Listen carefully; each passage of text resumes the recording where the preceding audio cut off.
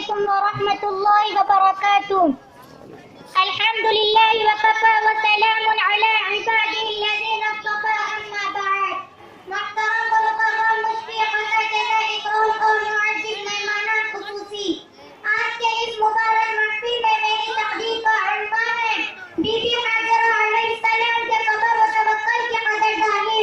حضرت ابراہیم علیہ السلام اللہ رب العزت کے حکم پر بی بی حاجرہ اور اسماعیل علیہ السلام کو ملک شام سے لے کر بیت اللہ کے قریب ایسی جگہ پر آباد کرتے ہیں جس کے بارے میں اللہ تعالیٰ نے ارشاد فرمایا بواد غیر ذی زرع عند بیتک المحرم. جب آپ وہاں سے چلنے لگے تو اہلیہ صاحبہ فرمانے لگے آپ ہمیں یہاں کیوں چھوڑ کر جا رہے ہیں؟ انہوں نے کوئی جواب نہ دیا. دوسری مرتبہ پوچھنے پر بھی کوئی جواب نہ دیا. تیسری مرتبہ پوچھا کیا آپ ہمیں اللہ رب العزت کے حکم کی وجہ سے چھوڑ کر جا رہے ہیں؟ اب انہوں نے جواب دیا جی ہاں. جب انہوں نے یہ فرمایا تو بی بی حاجرہ فرمانے لگی اگر آپ ہمیں اللہ رب العزت کے حکم کی وجہ سے چھوڑ کر جا رہے ہیں تو اللہ تعالیٰ میں غور نہیں فرمائے گا. آپ دیکھیے اللہ کی ایک بندی اللہ پر توکل کرتی ہے اور ایسی جگہ جہاں پانی نہیں ملتا اور کوئی سبزہ دکھائی نہیں دیتا وہ اللہ کے نام پر وہاں رہنے کا ارادہ کر لیتی ہے. یہی نہیں رب کریم کی قدردانی دیکھیے. یہی نہیں صرف ان کو پینے کے لیے زمزم کا ایک ایسا چشمہ جاری فرما دیا جس سے آج تک پوری دنیا کے مسلمان اپنے گھروں میں بیٹھ کر زمزم پیا کرتے ہیں.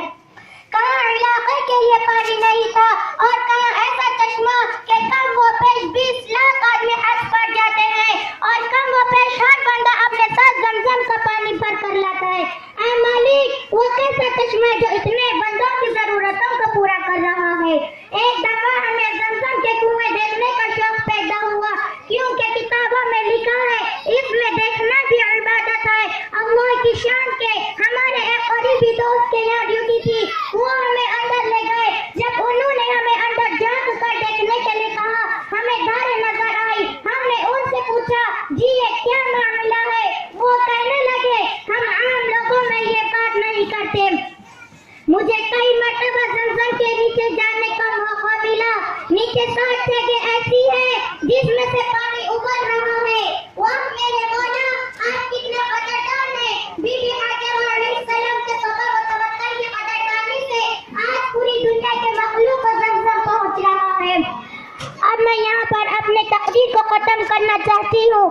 اللہ تعالیٰ سے دعا ہے کہ اللہ تعالیٰ ہم سب کو صبر و توکل کرنے کی توفیق عطا فرمائے. آمین. السلام علیکم ورحمۃ اللہ وبرکاتہ.